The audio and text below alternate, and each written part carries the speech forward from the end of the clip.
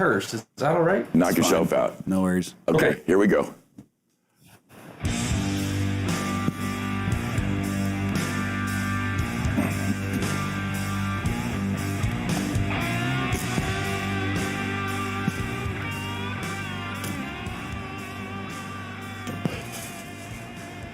Good evening and welcome back to another edition of Beyond the Backstage Pass. I am your host, Vince Edwards. You may know me from Sound Image Productions. I also have a couple closed Brody groups on Facebook, one called Death by Loadout and another one called The Backstage Pass. Come and join us. We have some fun over there. This evening with me is my one and only dear, good friend, Kyle Thomas, my co-host. How are you, sir? Great, brother. How you doing? Oh, man, I am living the dream. You know, we got a little business going on, which is always nice during winter maintenance. So we got trucks going out. I got gigs, a few of them. So I'm kind of excited about that. We messed around with our set today. Oh, man. Look at all the purple. It reminds me of what we had, I forget which guest it was. I think it was Jackie Corsetti. She was on. She was telling us when she was working with Prince, and Prince, you know, as a set designer and a treatments expert, she was telling us how, the big ask was he wanted it to smell like purple. Yeah, that's right. So she pumped something into the whole venue. She pumped a bunch of jasmine or something. That's good really, memory, man. Really clever, but it just, there's a Prince kind of owns his color now. This is him, the purple one. You know? So he went with the whole like half Anya, half Avid vibe for today. Yeah, I know, and we love to represent for Avid. You know, they're good to us, and Bob Scoville over there is a dear good friend. We'll be seeing him tomorrow and yap at him, but of course, you know, we got a bunch of their boards in here, and, you know, with having Brad Maddox and Greg Price right over here, you know, who are big Avid fans, of course, so we represent for them, and, you know, wish them the best always. And the other part with the purple tie-in has to do with Tom Thompson, lighting god, speaking of YouTube and Do you not see these chairs? U2 and Prince, of his acclaim, brought me these chairs as a loving gift. Now, the truth is, he tried to sell them to me about 6 months ago. Throw Tom right under the bus. I was like, Tom, what the fuck am I going to do? Look at this, boys. We got them for free. What do you want me to do with these chairs? My wife never going to let them in the house down the way. And I got a production vehicle didn't have where. And so he brought them back. He's like, Benny, come on, hook me up. And so I dragged him out. And man, he was right the whole time. That little bastard, I swear to God, they really look great. So he's very kind to give these up. Okay, let's not front here. I was just telling our guest that the only thing we do is sincerity. Tom Thompson is not kind. He is literally one of my best friends, but he is the honoriest, most New York, East Coast fuck I've ever met, and I love him for that. He's one of my favorite people to talk to because we know exactly what we're saying to each other. It's mean and fun, and I mean, and he's literally one of my favorite people to have a conversation with. I friggin' love Tom Thompson. See, I don't get that side. Yeah, but he's not kind. Young, to call Tom Thompson is kind is such a not right. He might try to kick your ass for that. I mean, yeah, right. Great. Sorry, Tom, for saying you're too nice. Philly, East Coast hard guy, and it's just he cracks me up. He's one of my dearest friends. What else you got, brother? So I want to thank Ross and Stephanie for last week's show. That was really nice of them to come on. It was great having some dinner with them afterwards. Yeah, that was a lovely visit. You know, we hadn't had we try to, on this show, we try to represent in each show a given aspect of our discipline of our industry. So we have lighting guys, and we just mentioned Jackie Corsetti, who does sets and, you know, design and so on. We've had security people. We've had the top, you know, caterers on. I mean, and of course, a ton of audio people and a ton of lighting people. So it was good to reach out to a guy that, you know, me and my brother met this guy back on tour with, I thought it was Starship, Jefferson Starship, but he reminded me, no, it was before that. It was with Huey Lewis. This is like, we're talking early 80s. Huey wasn't even Huey yet, you know, and he was our driver, and, you know, me and this guy just go back forever, and my brother and him, and his, you know, he's an infinite source. I mean, you just push his button, and he will just start telling stories. It was awesome, man. Yeah, they were so good. His lovely girl was here with her, Stephanie Perrone, and, you know, they're doing the real estate thing for this celebrity angle and all that. So, you know, we wish them the best of luck, and it was a fun time having them here. Really good. Absolutely. Some of those stories, man, like you're saying, just like, once you start with them, you just start pulling deeper and deeper. Yeah, well, you kind of heard a guy like me, and I got epilepsy, and I've done a lot of stuff, almost 4 decades. So I forget certain things, but a guy like him who's got this steel trap of a mind, so he starts throwing out names and moments, and we're like, oh, yeah, that Fleetwood Mac thing, you know, it's just like, I just don't have that total recall until somebody pushes gives me a little nudge, and then I'm like, oh shit, yeah, we did that at the Hollywood Bowl, and it just, you know what I mean? It just takes a minute. But yeah, he was wonderful. It was super fun. Oh, that's too cool, man. And speaking of these EAW speakers back here, we're getting some autos to go along with a set of these Anyas. They're going to be dispersed out for a demo for an event we're doing pretty soon here. That should be a lot of fun. Now, the autos are a really unique sub. You know, it's a standalone cabinet. It's not like any other sub in the game. It has some extraordinary capabilities. We've had them in the shop before, and we've run them out to shows. They're off somewhere else, so we getting them back in for help with some noise mitigation. You know, the things are extremely precise. You can put them where you need them. You got mitigation issues. You're in a tricky room. You're in a tricky environment. In this case, it's an exterior environment. Well, we got neighborhood salts around, and the only system you can use is an Anya with an auto. I mean, it's the only one I know that you can actually talk to it and get it to do what you need it to do, to stop where you need it to stop, and still get incredible audio reproduction. So at volume, you know, at amplitude. So yeah, I think we're going to have a great demo. I think they're going to love it. They're going to love what we can do with it, and yeah, it should be very successful. Yeah, and I think you posted a picture of our delay stack going up the other day. You're going to put them on those, what are those, 1635s, I think? Yeah, they're applied. Yeah, the applied 1635s. They're really nice. 35-foot towers. Yeah, those are pretty good. I don't know how much these boxes weigh. They're pretty hefty. About 265 a piece. They're heavy. That's 22 drivers. How much is it, Mikey? 285. Yeah, there's 22 drivers in each cabinet, 22 drivers, 22 DSP, 22 amps. I mean, this is a serious system.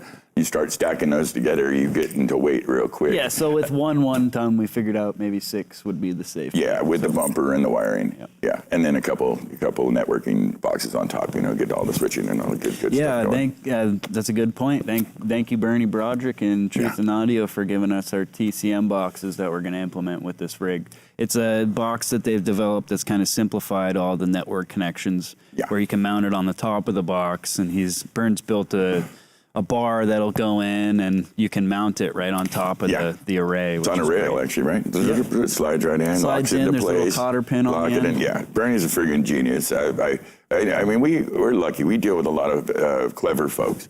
You know, there's not a lot of fools in our game. The technology won't allow for it. Bernie is at the top of that list, at least for me. You know, I know a lot of folks, but Bernie, I spend a lot of time with. We were just hugging on each other a minute ago. Is an extraordinary cat. Yeah, I love the conversation. His brain never stops. He's always making new shit. He made that speaker right there. He was involved in the development of these speakers right here, Tom Petty's rig that I'm sitting in front of. L Acoustics, Adamson, some of the best rigs. Millions of people sit in front of his work and enjoy concerts and have no idea that Bernie Broderick, a guy who's about 30 feet from us right now, designed those things. It's extraordinary. He's an extraordinary talented. Yeah, it's very blessed to be around him and be a friend of his. You know? He's wonderful. And he's a great friend. And Canadians, man, you can't go wrong. I mean, speaking of which, your birthday just popped off, and I know I saw him hit you up on Facebook along with like maybe 200-300 other people. So it was very nice. A bunch of folks reached out. I just turned 54. I don't, usually put names on, but 54 and been around for this for a minute now doing this game. And, you forget how many people that you've interacted with, and it was very sweet. You know, a couple hundred people reached out, actually said hi and wished me well, and I just can't tell you how good that makes me feel. I love our community. I love the people that we work with. I love the thing that we do. Yeah, that's what this whole show is about. That's my whole life. This. People think I'm kind of weird, but I actually do like 4 things. I have a show. I have a job. I got a chick, and I got my parents. I try to be good at those 4 things. Honestly, I don't fucking do anything else. I don't go hiking. I don't go fishing. I don't ride a bike. I try to be good at these things, and so it's what I love, and I really believe in what we do, and I feel it right down to the bottom of my feet to the tips of my hair. So I really thank all those people. We respect that. We're grateful to have you around, man. Thank you, brother. I also want to thank our sponsor, Gallagher Staging. Of course, John Del Rio brought a bunch of stuff over for us to use through this the filming of this show. So we just want to say thank you.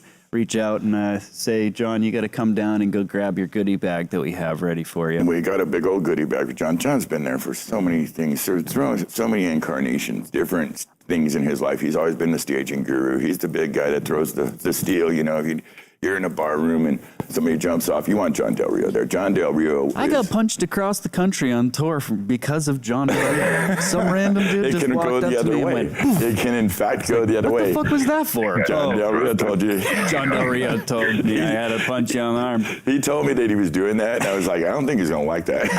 Like, he's going to like it. So I don't remember where the fuck we were, but I was like, what the fuck?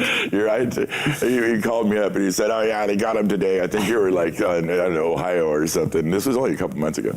He called me up, and he's like, yeah, the guy called me, he got him. Said he hit him back, because I know you can get a little scrappy. And I was thinking, somebody could get knocked the fuck out, but I guess it went well. And, you don't want to be punching guys on the John Legend tour. That's a kind of mellow tour. You may be Anthrax or something, you can slay or you can beat up each other, but not John Legend. They're just not going to have it, Mild bunch, So also, me and Mike were talking this morning. Yeah. And we stumble upon this. We're talking about smart, so it might be a little nerdy. But this advanced delay finder feature. Mm-hmm. I had no idea about this. So, of course, I had to hit up Chris T at Smart, and he's going to send us some videos to educate the group here. Well, that's a very new aspect to it, right? This isn't something it's rather new. Yes, it is. It came out with the last update. But it's funny. It's like it deals with a bunch of things that is perfect, like the exact thing that I wish that Smart offered. So it was really nice. And it's funny talking about Chris. That's the gentleman that trained me on Smart down in San Diego through Sound Image. We were talking recently, and we realized Very smart.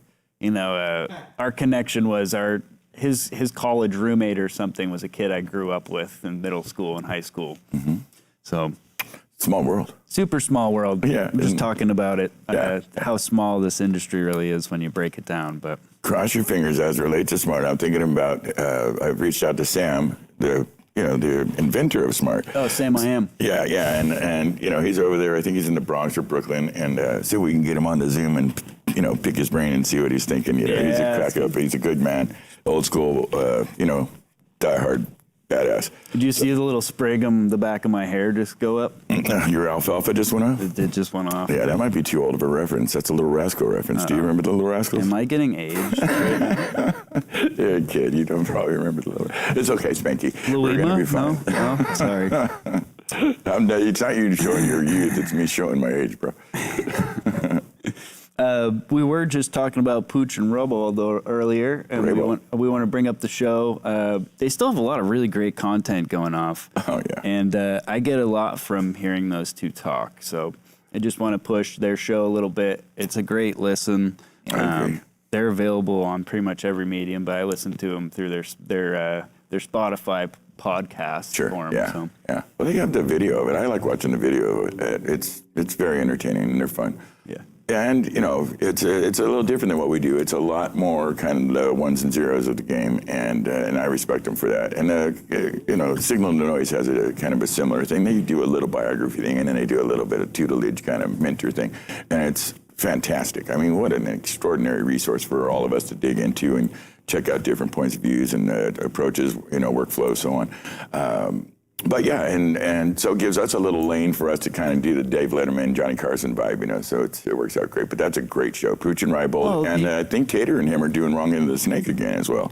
Oh, cool. Yeah, that's I think they got their thing up. And so I had to say, because I'm so appreciative of all these guys offering up their knowledge and the material, and it was really sparked, I feel like, generally through COVID. Yeah. All these things got released, but I was sold when I saw the Stuck In with the Digico. Yeah. That I feel like I've used the Digico for a while. I learned so much. Just built the show file off after I watched that and was blown away. I tell you, man, when we were young, this was not the thing. The old school dudes, I mean, they would initialize their boards. They would on the old school, plugins, real, ones you actually plug in gear.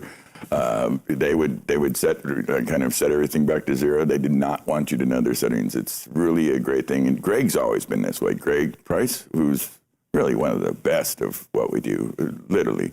But he's always been extraordinarily giving with his time. Other folks are kind of slowly coming to that, and it's really nice. It's nice to see people not be so, precious about their skills and sharing that with others. And we have Greg teaching a class in this building as a week ago. So yeah, it's fantastic and lovely, and the people that these young impressionable minds learn from guys like Greg Price. I watched. There was 4 young people in here last week. You remember doing like 3 hours with Greg Price, and I knew they had no idea the incredible thing that was happening with them at that moment. I didn't understand who Greg Price is, what Greg Price's history is, who the fuck.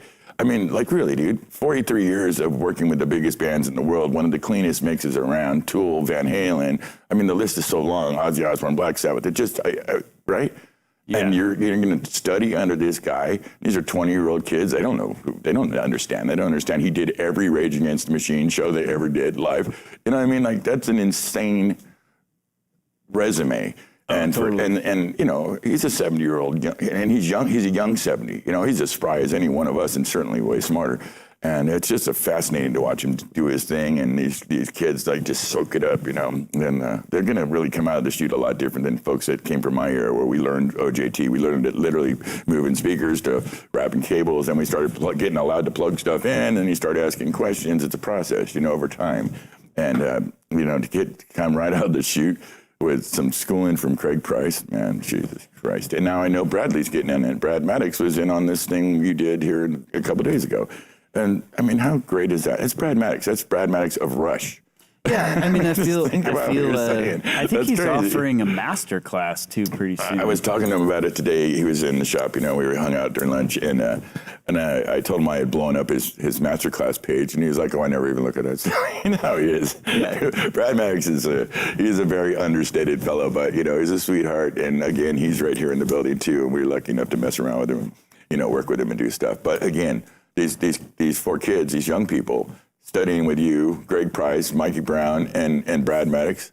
I mean, Jesus Christ, they should be giving you guys $1,000 an hour to do that. That's extraordinary. What a wonderful thing. So it is a good thing that we're contributing to, because I'm learning it slowly, and I feel like it's important for me to hand down what I do have and try to do some mentoring while I'm still building myself. Yeah. It's really helped me wrap my head around the console and in other ways, having to teach other people. But it was very fortunate to have a really good group of girls come in from Women's Audio Mission that just knocked it right out of the park. So really cool. What a wonderful really organization. And I guess the soundgirls.org are going to come in here in a minute too. Yeah. And so I just love having, I don't, you know, gender-wise, it's non-specific. Whoever these young people come in here, and then we can avail of them this training, these experiences, it's priceless. Absolutely. In my opinion, priceless. I would have. If you're doing good work, you're doing good work. Yeah, and when I mean, one of the things I won't talk about it too much, but just seeing like how people take notes now and stuff digitally, take a picture and you're able to draw arrows, you write it in. Yeah. I mean, it was one of the most impressive things. Yeah, you were mentioning that. I'm a big notebook guy. Like I write everything down. Yes, you do. And I have a crazy amount of notebooks because of it. Where it's like this, I mean, it was so detailed. I think that when I see that in somebody young trying to learn and they come back to a next session with ideas and stuff, that's like, it's awesome. That's inspiring. Nah, it sounds like you're really enjoying it. I'm glad. Yeah. Everybody wins. That's when it goes best, when everybody gets their needs met. So right on. That's right. Right on, man. Listen, I got us a great guest this week. You sure did, dude. You picked out a nugget for the audience. I'm gonna do this over here, okay? Get it. It's lovely to see you. What do you think about the set? I think it's looking kind of swanky. I'm gonna give that to you. You do that stuff. I don't know. I'm gonna ask the guests here. See what they think about the frilly nature of the purple and the fun and the shirts. And you heard it. I'm thinking it looks good. He thinks it's frilly. So what did Mikey say? It looks like sex, Mikey. Just say it was. You're a naughty boy. I mean, you're not wrong though. You're not wrong. All right, let's do this, man. Ladies and gentlemen, this evening I am lucky enough to have an incredible talent on the show. I mean, really, really an exceptional human being. We all love him and what he does. You know, he's a new friend to us, but we watch him from a distance, and there's just nothing but good. There isn't anybody in this business that's ever said anything but good things about this young man. He's one of the most sought-after A1s in the business. He's currently front of house for Godsmack. He's out there making that band sound amazing. It's an extraordinary band. He's mixed for such bands as Bush, Gavin DeGraw, and Avenged Sevenfold. Currently, he has been the subject of a couple of great articles in Mix Magazine, Pro Sound News. You can check him out there.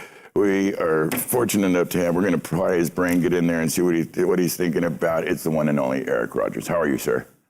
Hey guys, I'm great. Oh man, it's really just a treat to have you on. Thank you so much for agreeing to come out and talk with our audience and share some of your history.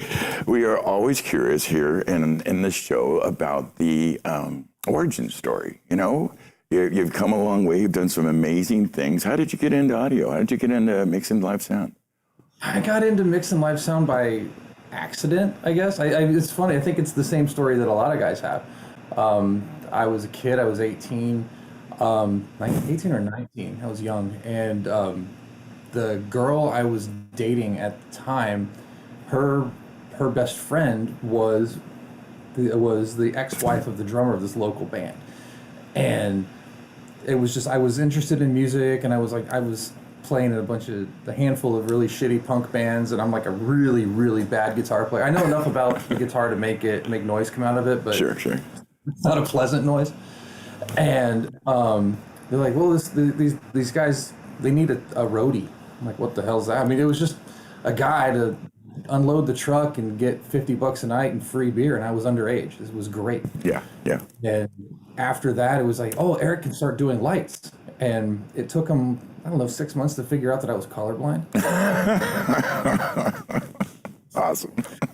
But it was cool. It was 8 park hands, 4 colors, and I had this little NSI foot controller that had 6 or 8 buttons on it. And I shit you not, I was set up on stage on like a high top bar table, playing bongos on a lighting controller, like with the music. And that graduated out to like, why don't I go out front where the sound guy is, like so I can see the stage? And the band had never really considered that. It was just like this party band. Yeah. Another year goes by, and hopefully he's watching. Like, one of my dearest friends is still the guitar player in that band, like 25 years later. Wow. And hopefully he's watching, because he's the guy that was so cheap he didn't want to pay the local sound company, and he brought the PA system from his basement, and he said, oh, Erik can mix it. And I'm like, Erik can do what? Yeah. And I kind of picked it up from there, and while at the same time I was studying physics in college, so it married itself together, and Very I had helpful. Yeah. good mentors along the way, and eventually, I did not know that what I do for a living now was actually a job. A career. I found there was a career, yeah. Yeah. There was a local sound company, and another buddy of mine worked for them, so he pulled me in to start doing local sound at clubs. I'm doing the stuff that you guys do. I'm prepping the gear, loading the truck, Yeah. taking the truck to the venue, doing the show, coming out the show, and then I never ever knew that a band had their own guy. Yeah. I legit thought that, like, when Metallica came to town, the local guy did it, and I wanted to be the guy to mix Metallica. Right. Turns out they have a guy. That's right. And He comes. but it's pretty good. And then I find out that, like, visiting engineers come along, and I start picking their brain about how to get this, and it just kind of grows from there. I build my chops, I build my skills. I sent resumes out to, and it's, of course, it's what do you do when you have a resume and you're 21 years old and you've never done shit? You just You fudge a little bit. Name drop every artist that's come through your club. That's right. I was lucky. There was a couple of production managers and tour managers that I had met doing that. That, I guess I was a nice enough guy, or I did a good enough job that they would give me a reference. And I sent this resume out to I sent it out to Sound Image, to Claire, to Rap. Sure. The only person that answered the phone was Paul Owen at Thunder Audio. Okay. And next thing I know, I lived in Dayton, Ohio, and Thunder Audio was in Detroit. Right. I was in a car. He was like, come talk to me this afternoon. 4-hour drive later, I'm up there for a 5-minute interview in his office, and telling me that I was going out at front of house on one of the daytime stages at Bonnaroo, and it was Wow. It was sink or swim. Like, you either suck or you. Yeah, that's a big deal. I've been on a ride ever since. Wow, wonderful story. That is fantastic. Yeah, Owens is good. He knows his game. And Bonnaroo, that's wow. You're not kidding. Jump in the fire, buddy. Yeah. Well, you Oh, know, that stage was like my first. It was Bonnaroo '07 or '08 or something like that, and it was like that year was Primus and Manchester Orchestra, like, and it was like all my stuff on the Guar on the super fun. my stage. It was like all these they all have engineers, Yeah. but they also have, and I didn't realize this, they have really insane fans, and that's my first big Yeah. huge rock show gig. I also learned that the audience actually really gives a shit. Oh yeah.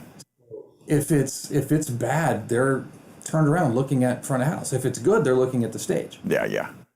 Nobody gives you credit for what you do until you do it wrong or don't do it. That's right. It's just the name of the game. But they absolutely care, especially when you're dealing with bands that are cult bands like Guar and Primus. I mean, Yeah, you're just not wrong. Primus's lighting guy just turned these lights on for us here. He's our lighting guy, and he just got back from tour with them and doing that Rush thing. And he told me, God, he always comes back always a little bit amazed how cult-like their following is. You know, they just Les Claypool just has that juice, you know, and they're such a singular band. What a great experience for you. I had a picture I pulled off of your Facebook. Mikey, I don't have a on broadcast screen, so if you could put it up for me and put a hand up when it's up so I can give him a little curl. All right, it's up right now. So apparently this is a picture with Bob Scoville, Dave Morgan, David Braun, Brad Maddox. Man, dude, what up, buddy? All those people have been on my show. And dear friends, and my God, that must have been fun doing. That was an Alcons, let me guess, an Alcons demo? That was an Alcons demo. Yeah, Dave Braun, great friend. Used to rent a space right there. Uh-huh. Yep. Is at NAMM, well, at the last NAMM that existed. Yeah. My friend Phil Garfinkel introduced me to Dave Ron, and I had actually done some stuff with Alcon's demo earlier, like a year or two prior at the Rainbow Shop up here in New Hampshire. But Phil called me. He said, "Hey, if you're at NAMM, can you get across town? It was at the Masonic Temple in Hollywood. Right. We're doing this demo for Alcons. Right. I would love to be there." And I grab I was prepared. I grab a hard drive full of multi-tracks, and I'm going to go. And I for real thought that I was walking in just to mix a show on some speakers and give a positive review of. And I walk in the door, and there's the list of names that you walked in. I'm like, what the fuck are you guys doing here? I'm like, all of a sudden I felt like the new kid. They walked in the wrong room. No, you were right where you belong, but you were the new kid. Because there's I just mentioned about, 200 years of experience in those names and some of the top engineers in the world. And if you were invited, you were right where you're supposed to be, my friend. It was actually it's funny because your pre-show, when you guys were talking about Greg Price, I don't have, I have one. I have two Greg Price stories. And one was just, I was working for Thunder and he was mixing Black Sabbath and I tuned a PA system for him, and he literally asked for nothing and gave me a thumbs up, and I thought that was pretty cool. That's huge. No, you don't know. Trust me, that's huge. That's and I didn't keep it. something. I'm bad about networking, so I didn't keep in touch with him. Oh. But then I walk into this thing, and Robert Scoville's playing these multi-tracks from his console at the Latin Grammys, and it's like the most pristine audio you've He's ever clean, heard. Yeah. And there's Brad, and there's Dave Morgan, and there's Greg, and Gordon Reddy was in there. Yeah, it's a crazy list. I mean, it's really the who's who of rock and roll gods, yeah. Greg Price comes up. We listened to all this Latin Grammy stuff, and we're all walking the room doing our front of house kind of thing, looking at the PA, listening to it, nodding our head in approval or disapproval, whoever you are. Sure. And we all sit back down, and Greg Price goes, "Well, I'll go first." That's Greg Price. That's our boy. That's right. Yeah. Hands up to talk, and he's like, "Well, what we've been doing, we've listened to some really great audio, and we've listened to some really good stuff." And he looks around, he goes, "And we've got guitar on Brad here from Florence and the Machine. That's right. And we've got Gordon Reddy. We've got all these pleasant sounding, like easy listening, nice audio bands." Yeah. And then he looked. This blew me away. He looks at me and he goes, "What happens when he or I get on this PA?" See, that's right. That's exactly right. Because at that moment, I'm like, Greg Price knows who I am. I know we're supposed to be talking about the PA system here, but I'm like, this is the fucking coolest thing. It's a big deal, yeah. Awesome. Well, I get to hang out in the room with him frequently. He just came, he's doing Metallica right now. We mentioned Big Mick, so he's got a Big Mick's spot right now, and I'm not sure how long that will last, but he's been doing it for a couple months. He won't be back till February, but he just, there's something really humble and kind about his approach, and for somebody with the resume that he has, and like I said, I've had him on the show a couple times, and I think it was the longest show we ever did. How do you cut Greg Price off at an hour when he's telling you something about a thing he did with Black Sabbath? You just don't. You just go for the ride, and we did an hour and 45-minute show with him digging around in his history, and he's an incredible guy. So what a great day that must have been for you.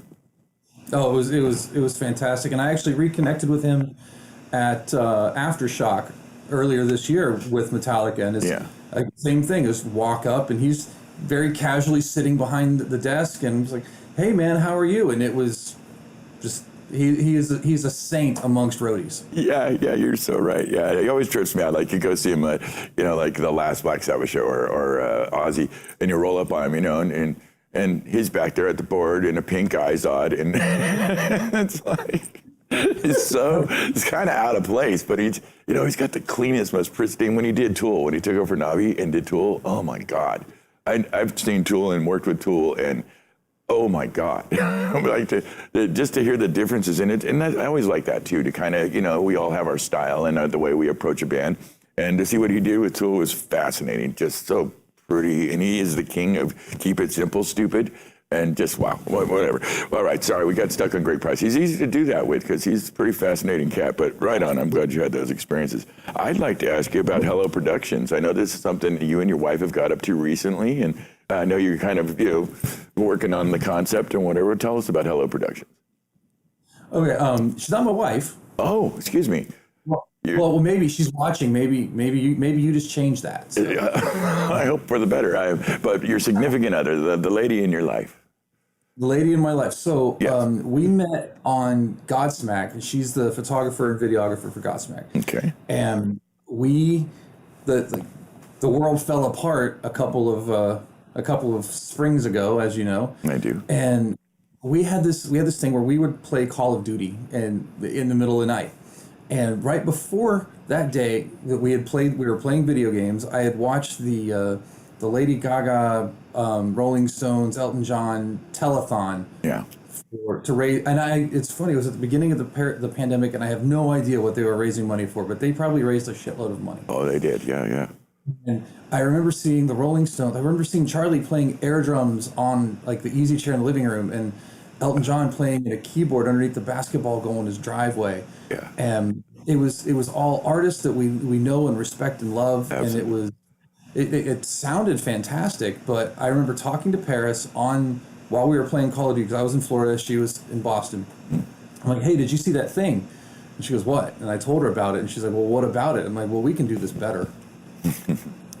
And that was like, she goes, well, let me go check it out. And she goes, well, yeah. And what it was it was thrown together real quick, and it was a bunch of iPhones and static cameras and GoPros, stuff like that, because nobody knew what to do. Yeah. So I picked up the phone and I made some phone calls, and I called my friend Sean Clare. I called Michael Brammer at SES. I called Matt Larson at Digico. Those are some good friends to have you're mentioning here, sir.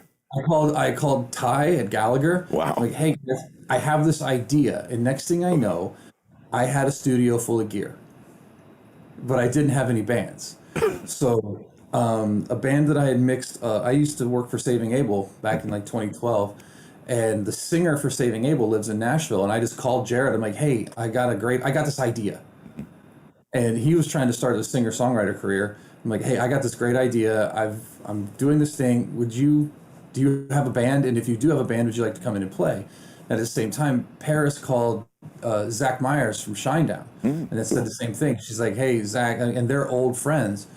And next thing you know, so I've got Jared and Zach coming in, and those were the first two recorded shows, but we played them back kind of out of order because we used some of their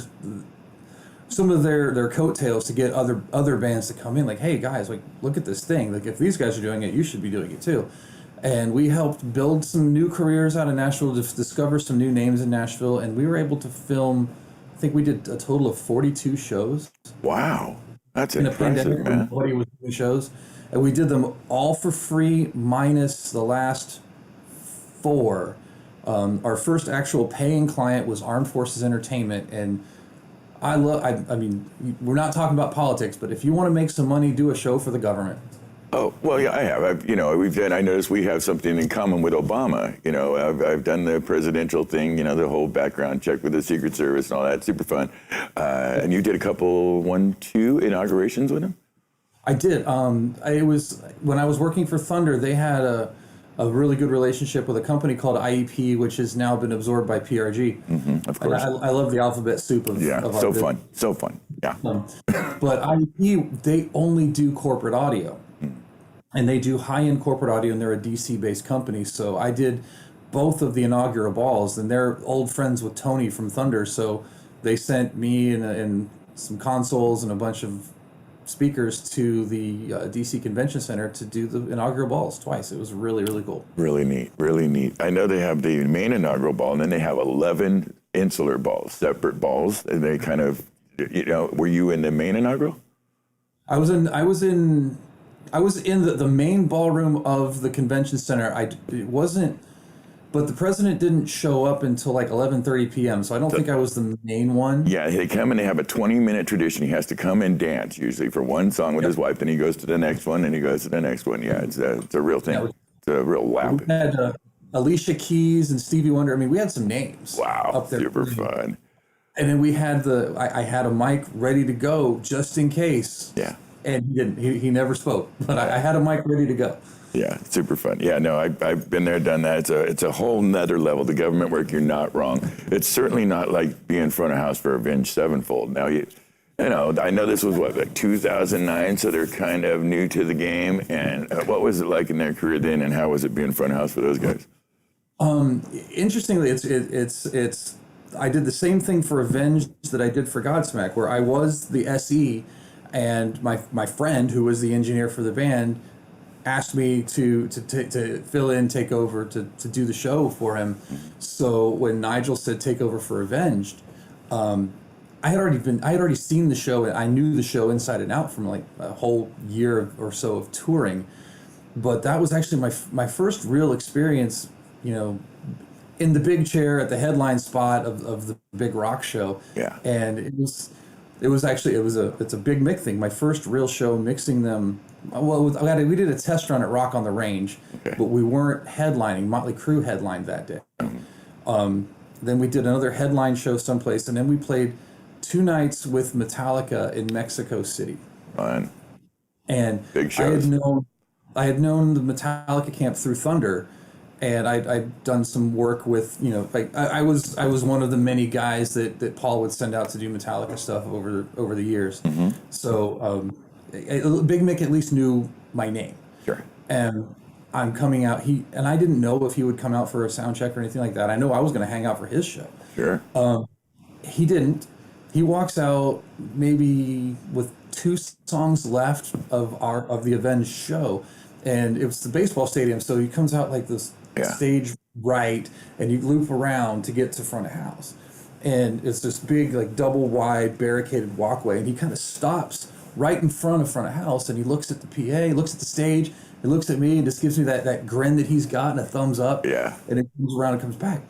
At the same time, my tour manager was standing right next to me, and my tour manager goes, "Hey man, it sounds really good." And like I just kind of smiled. I'm like, I just got the thumbs up from Big Mick. That's exactly what he was doing. When he flipped around, did that 180 in front of house, that was him checking out your mix. And you get the Cheshire look from Mick, like, dude, you're killing it. That's a hell of an approval right there. That's almost better than anybody in that building that night telling you that.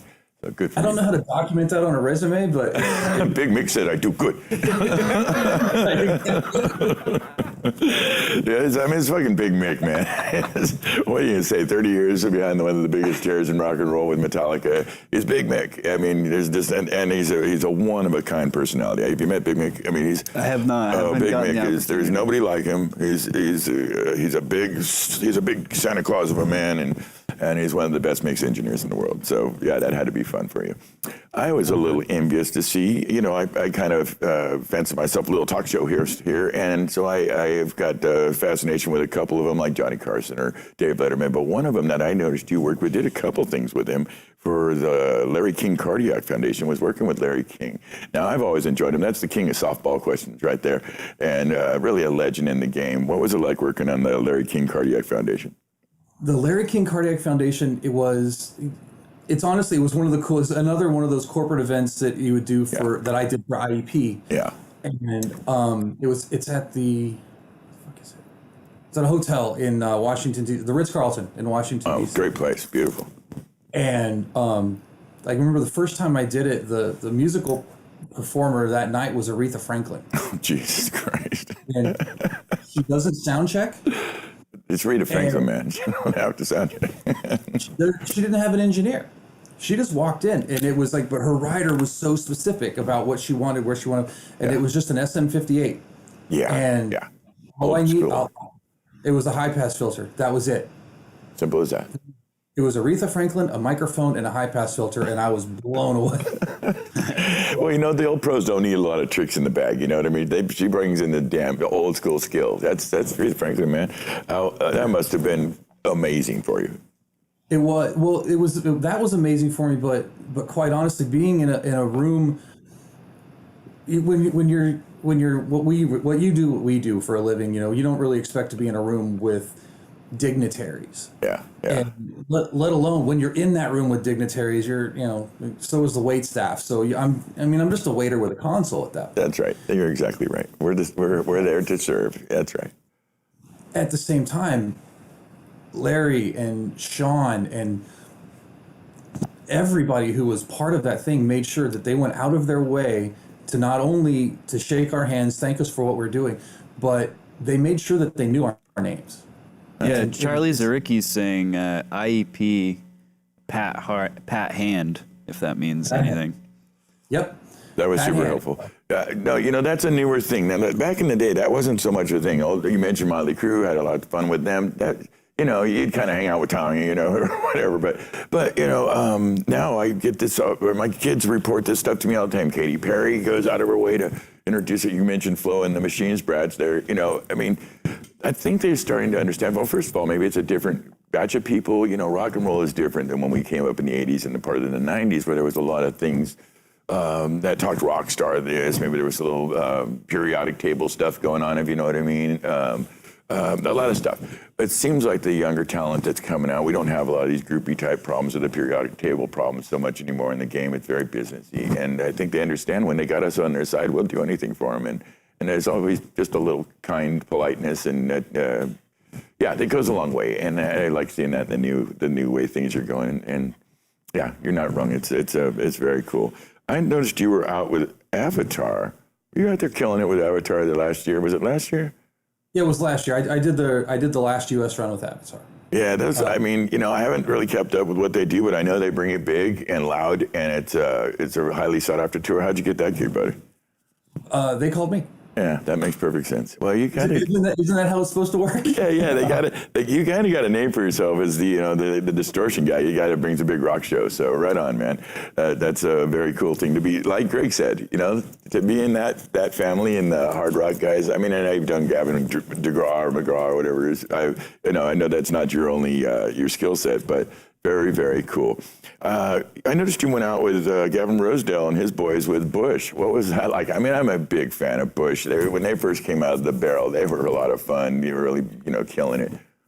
I covered for Mark Woodcock, and what's funny is I didn't even know who Mark Woodcock was, really. I think we had met online, and next thing I know, I get a phone call that said, "Hey, are you available? Can you go do Bush?" And it's because I was in Florida and the show was in Orlando, and he was probably doing something with Zombie. I don't remember, but it was one of the coolest things because I had never mixed on the PM7 ever before, and he also had the Neve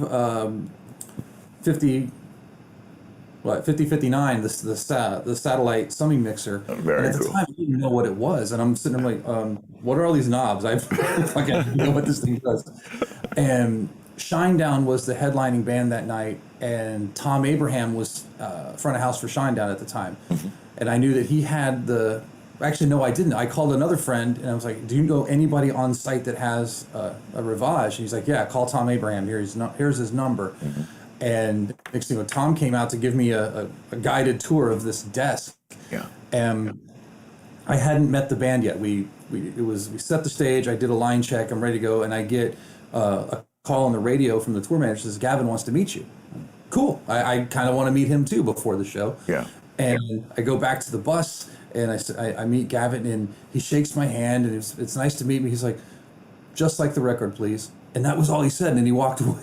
That's great. That's a great note, though. That's probably my producer's laughing his ass off back there. That is a great note. You know, I'm kind of a big fan for mixing as close to the studio mixes as I can too. I don't know where you stand on that, but how did you use that information? It was exact. Well, first of all, Mark set up a great mix anyway, so I didn't do much but push faders and adjust for the environment. Yeah. I'd have the same approach. It's they already wrote the song, they already recorded the song, they already put it out. The fans already know what they're expecting. That's so right. If I'm coming out, and of course we put our own flavor on it, and you know I might do say Black Sabbath. I might do something on Ozzy's vocal a little different than Greg does, and we might get there's multiple paths to get to the same destination. Absolutely. They already marked what the destination is. However we get there, that's the goal. Just get there.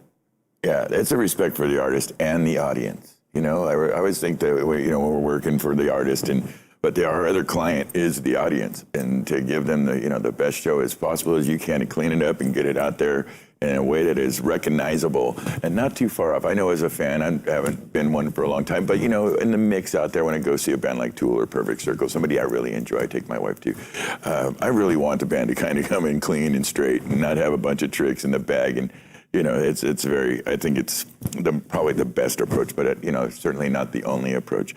I may have buried I'm sorry, go ahead. What's that? I would say I like it live though. Like it's like I can put the record into I was about to say a CD player for you kids that don't know what one of those is. You can play back the record, and it still has that stereo thing. So I do like a live edge, but typically the band makes sure that happens anyway. That's right. You're not wrong.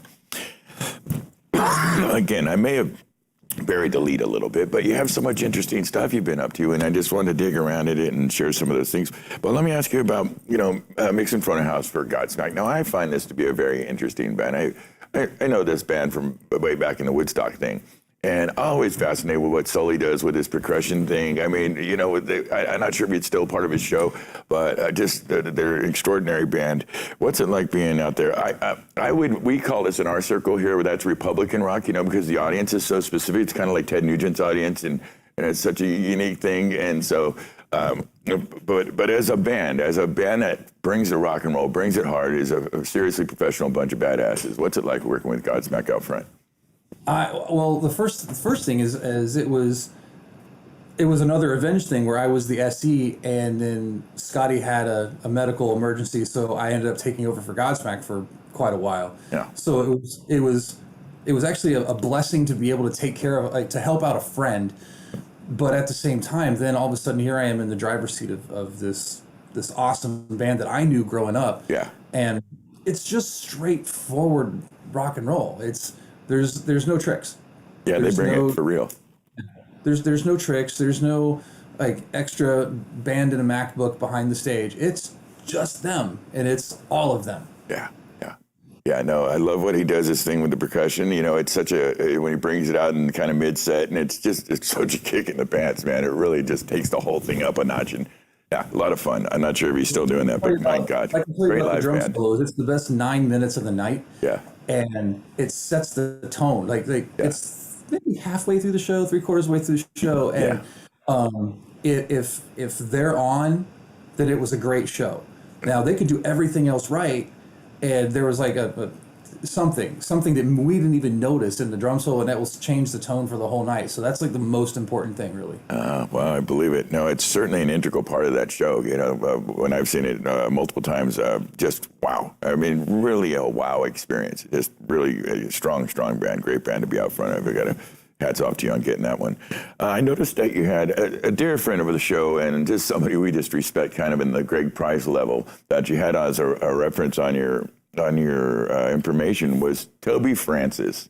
Now, Toby Francis, goddamn legend. I mean, he's Toby Francis, man.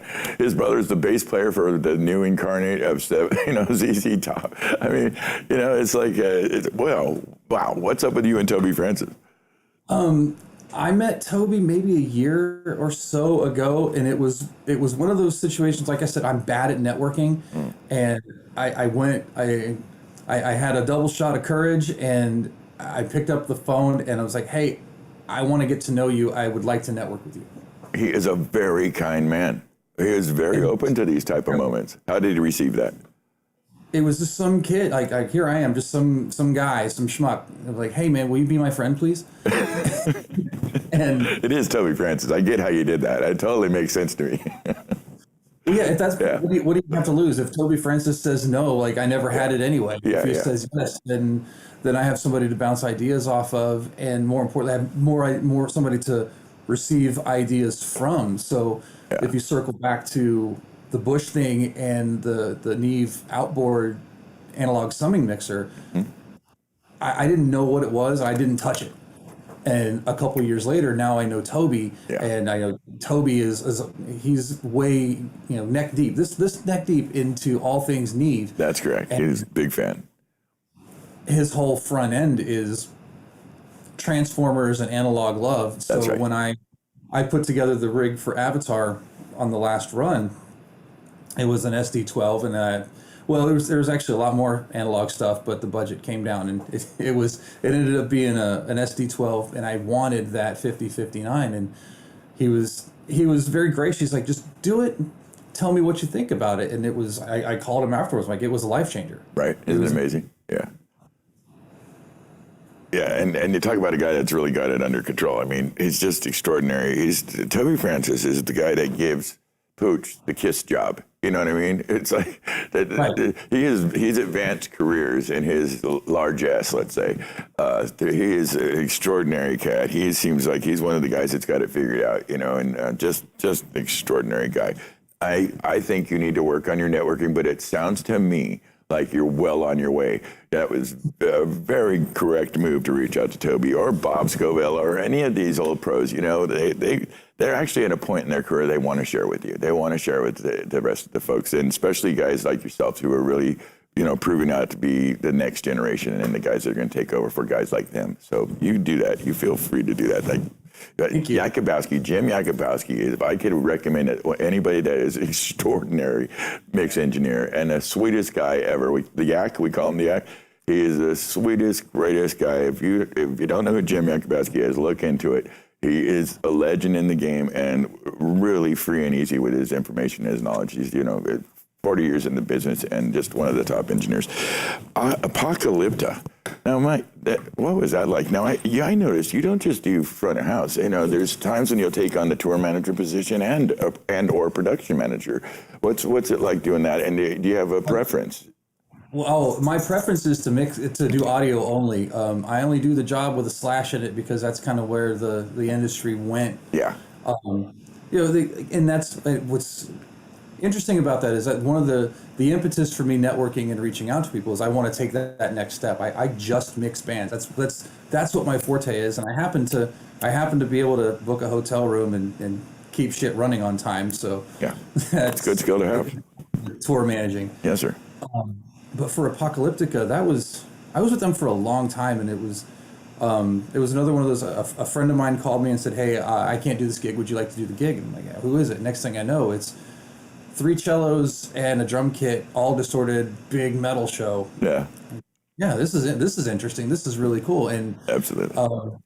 They allowed for me because it ran the gamut from festivals to some arena shows and a lot of theaters. they let me explore and kind of dig into where my brain would go out front. As long as the final product sounded like them, they kind of didn't care what I was doing with it, because they had the trust in me to make their product, to reinforce them however it was. So I got to experiment a lot, learned so many new things on them. Just things like gain structure, like, and it's not a new thing. But, you go from being a club mixer on a club level stuff, or a support band mixer on support band level stuff, and next thing you know, you have hollow bodied cellos and every subwoofer in Kansas City. Let's see what we can do here. And it was cool learning really how to finesse a console to get the band out of it, and learning that loud doesn't necessarily equate to good. That's a fact. That's a fact. I think that's one of those ones that I wish more fellas. Listen, there's a lot of guys that like to put their foot on the gas. I totally get it. There's something about peeling back the first 8 rows faces. That had its time. That was a thing. And it's just an approach. We've got a lot of friends out there that do the big rock show and bring it hot. I mean, your organs are moving around, and that has its place. It definitely does. But man, I certainly love a good at amplitude, really coming at you, but clean and crisp and definite. And, it's all really, you can kind of hear everything really nice. It's very nice. Very, very nice. And I can imagine that working with them provided some specific challenges that you had to overcome and get some, specific mixing tricks to make it work. Classically trained cellists, it's one thing if you have a metal band and everything is just, every knob's turned to the right, everything's turned out to 11, and they're just chunking palm mutes. That's cool and that's fun. Then you have classically trained cellists, and there's notes between the notes, and there's ghost notes, and there's dynamic. The dynamic range is huge. Yeah. And there's parts of the show where they're plucking the cello like they would in an orchestra, and an orchestra has the benefit of an orchestra show. Yeah. And these, at the time, this is like a long time ago, they weren't playing, I think they're through Kempers now, but at the time they were playing through PV 6505s. Okay. And they had a hush, which is a speaker level gate, to make sure that those things didn't take off just out of their rig. Right. But sometimes they would play the cello so quietly that it wouldn't crack the hush. So there was a microphone and a pickup on each cello. So the microphone was there for the symphony bits. So you had a full on 109 dB rock show, and in the middle of it you had 3 guys playing a classical piece of music, and the show ended with